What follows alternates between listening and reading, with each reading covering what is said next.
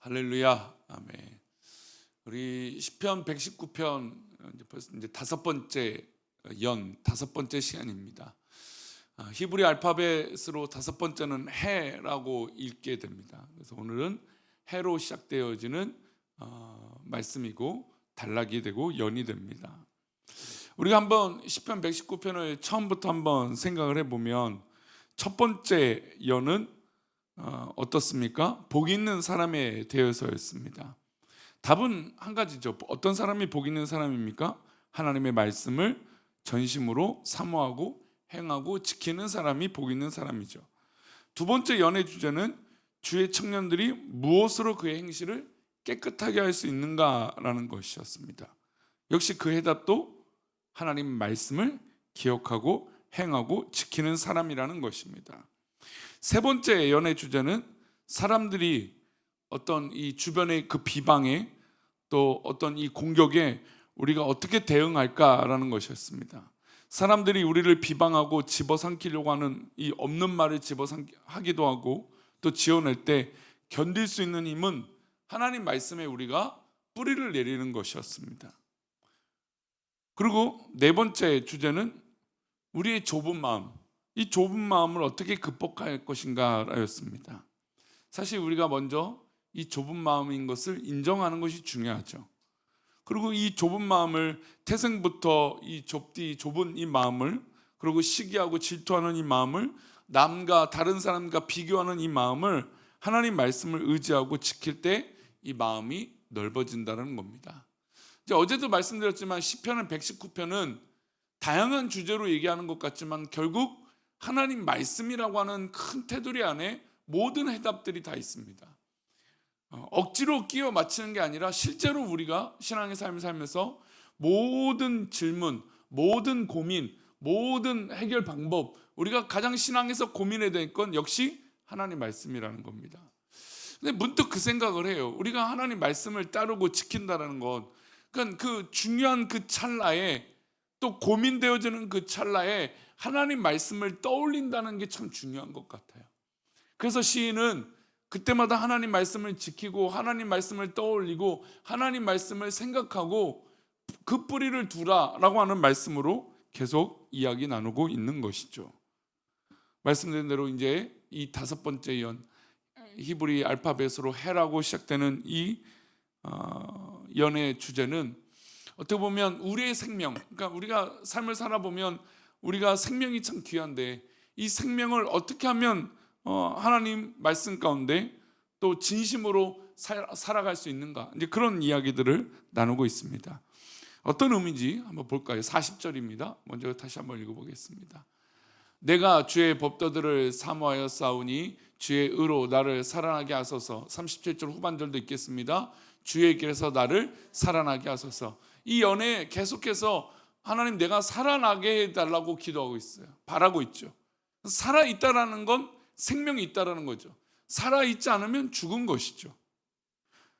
하나님 앞에 찬양을 올려드린다, 하나님 앞에 기도한다라고 하는 증거는 우리가 지금 살아있다라고 하는 증거입니다. 육체가 건강하고 원하는 것을 먹고 가고 싶은 것을 가고 원하는 것을 손에 쥐고, 여러분 이 모든 것이 바로 살아있다라고 하는 증거입니다. 근데 이것이 살아있다라고 하는 증거가 우리 가운데 느껴지는데 만약에 이것이 불행하다면 어떡할까요? 행복하지 않으면 어떡할까요? 내가 먹고 싶은데도 행복하지 않아요. 내가 갖고 싶은 것을 가졌는데도 행복하지 않아요. 여러분 진짜 행복한 것은 영혼이 살아있을 때라는 것이죠. 내 영혼이 기쁨이 있고 내 영혼이 즐거움이 있고 내 영혼이 행복이 있을 때 진짜 행복하다라는 겁니다. 영혼이 하나님 앞에서 그를 즐거워하며 메마르지 않는 언제나 촉촉한 하나님의 말씀으로 닿아 있는 그 길을 시인은 찾고자 했다라는 겁니다. 그래서 신앙이 있는 사람들은 인생에서 가장 중요한 것을 영혼의 문제로 여기는 거예요. 아, 내가 지금 영혼이 메말라 있구나. 아, 내 영혼이 자유하지 못하고 있구나. 아, 내 영혼이 지금 하나님 앞에 있지 못하구나. 그래서 내가 지금 피폐하고 있구나, 살아있지 못하구나 라는 것을 깨달아야 되는 것입니다. 영혼이 우리 육체까지 좌우한다는 것을 기억해야 됩니다. 내 영혼이 무너지고 내 영혼이 넘어지면 내 육체도 고장나기 시작한다는 겁니다. 영혼을 생명력 있게 유지하기 위해서 우리가 어떻게 해야 될까요? 이것이 이제 시인의 오늘 이 본문의 연의 고민입니다. 결국 시인은 그 찾은 해답이 뭘까요? 하나님의 말씀에 있는 것입니다. 내가 생명이 있고 내가 건강하고 복되고 행복하게 살아가는 것, 결국 그 비결이 하나님의 말씀 가운데 있다는 것이죠. 33절입니다. 함께 읽겠습니다. 여호와여, 주의 율례들의 도를 내게 가르치셔서 내가 끝까지 지키리이다. 예, 내 생명이 끝까지 이 유지되고 행복하고 감사하고 살아갈 수 있는 원동력은 내가 하나님의 말씀을 정말 끝까지 지키는 거예요. 여러분, 뭔가 내가 목표를 이루기 위해서 끝까지 행동해 보세요. 그럼 내가 뭐 있는 거예요? 살아있다는 걸 느끼잖아요. 뭐 요즘 러닝이 유명하다죠.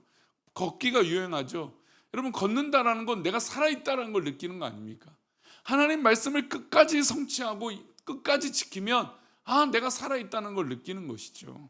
내 영혼이 하나님 앞에 살아있음을 깨닫게 되는 겁니다. 그래서 히브리서 기자인 13장 7절에도 이런 말씀이 나와요. 히브리서 13장 7절을 함께 읽어볼까요?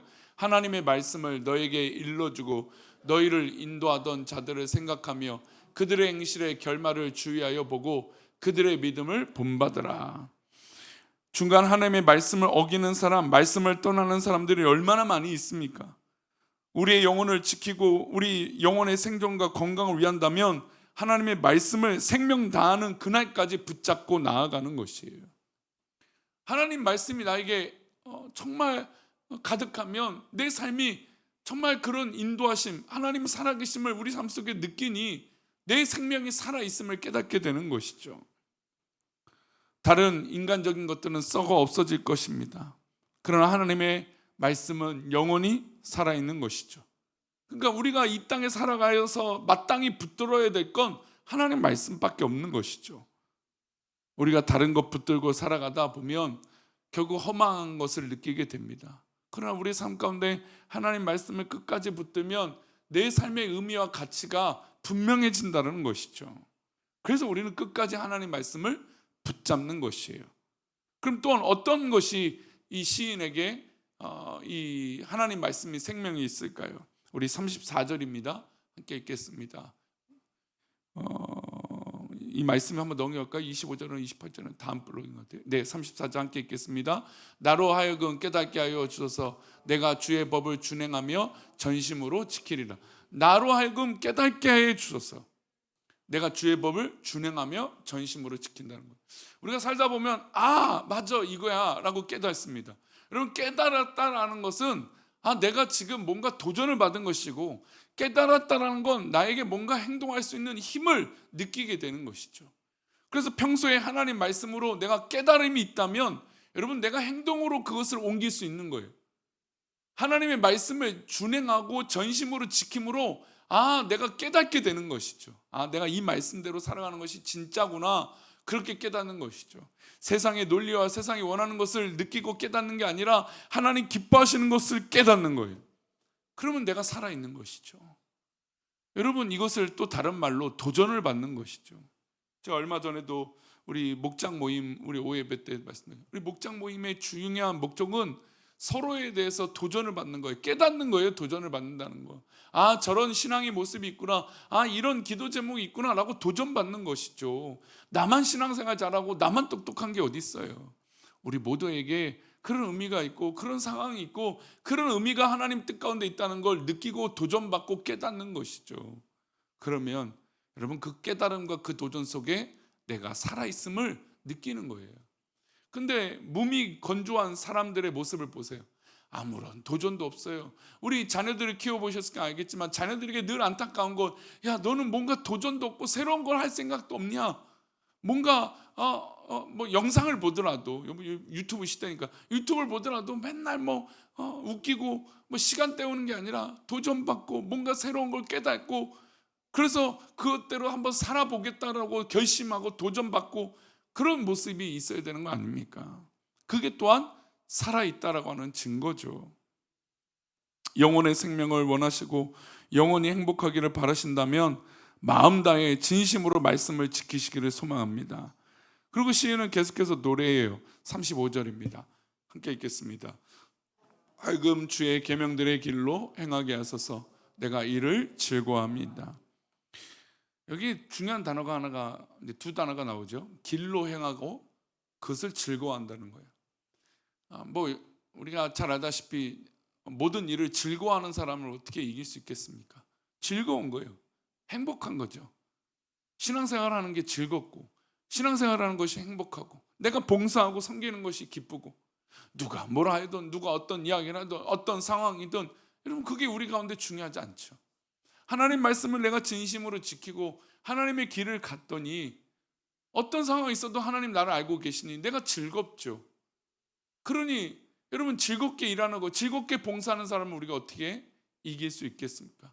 세상은 이기려고 또 남과 비교하고 남과 어떤 상황들을 대처한다면, 그러나 하나님의 믿음의 백성들은 그 길로 가는 것이 즐거운 거예요. 우리가 때로는 좁은 길로, 주님께서 말씀하신 대로 우리가 좁은 길을 가지만 그 좁은 길을 가는데도 즐거운 거죠. 왜요? 하나님의 길을 가니까. 즐겁게 일하는 사람을 막을 수 있는 것은 아무것도 없습니다. 하나님의 말씀을 따라 즐겁게 그 길을 가는 사람들이 복된 것이죠. 나는 순종하려고 마음만 먹었을 뿐인데 하나님께서 은혜와 복을 주시니 내가 그 길을, 그 좁은 길을 가는데도 조금도 불편하거나 힘들지 않은 것이죠. 그저 누군가 알아주지 않아도 나는 그것을 마땅히 합니다. 심지어 다윗은 하나님께서 그 성전을 짓는 것을 허락하지 않으셨어요. 근데 그의 아들이 솔로몬이 성전을 건축하는데 그 준비를 하는 것이 어떻습니까? 내 일이 아니잖아요. 하나님께서 나에게 허락하시지 않은 일이잖아요. 근데도 그 일을 즐겁게 하는 거예요. 하나님이 나에게 허락하시지 않았지만 내 자녀가 하나님의 성전을 짓는데 내가 밑거름이 되겠다는 것이죠. 여러분, 솔로몬이 성전을 지었습니까? 다윗이 성전을 지었습니까? 솔로몬이 성전을 졌죠. 근데도 다윗이 위대하다라고 말하는 건 그 준비와 모든 밑과 이 걸음을 누가 했습니까? 다윗이 했다라는 거예요. 그 길을 즐거워하고 기뻐했더니 내가 짓지 않아도 감사하죠. 근데 여러분 보세요. 그 일은 누가 해야 즐겁습니까? 내가 해야 즐겁다라고 얘기하지 않습니까? 내가 이루어야죠. 내가 성취해야죠. 여러분, 그게 우리 인간의 마음 아닙니까? 근데 하나님 말씀에 순종하고 하나님 말씀대로 살아갈 때 내가 원하는 대로 되지 않아도 하나님께서 원하신 것이라면 그 길이 기쁜 거예요. 그 길이 즐거운 거죠. 그러니 우리 봉사의 기준이 그래서 바뀌어야 되는 거예요. 내가 봉사하고 섬기는 것은 하나님의 길을 위해서 가는 거예요. 그러니 내가 내 기준으로 그래, 이것이 맞아, 그래, 내 뜻대로 돼야 뭔가 잘 되고 안 되고 그렇게 판단하는 게 아니죠. 하나님 뜻대로 되는 게 기쁜 것이고 하나님의 계획대로 되는 게 즐거운 것이고 하나님 말씀대로 되는 게 나에게 생명이 되는 것입니다. 오늘 하루도 우리 성도님들 즐겁고 행복하게 사시기를 소망합니다. 그 비결은 하나님 말씀을 지키고 하나님 말씀대로 살아가는 것이죠. 오늘 그렇게 복된 하루가 되시기를 축원합니다. 기도하겠습니다. 하나님 아버지, 오늘 우리가 하루를 살아갈 때 무엇보다 하나님 말씀을 지키고 준행하고 그 길을 걸어갈 때 나에게 진정한 행복과 즐거움과 기쁨이 있는 줄 믿습니다.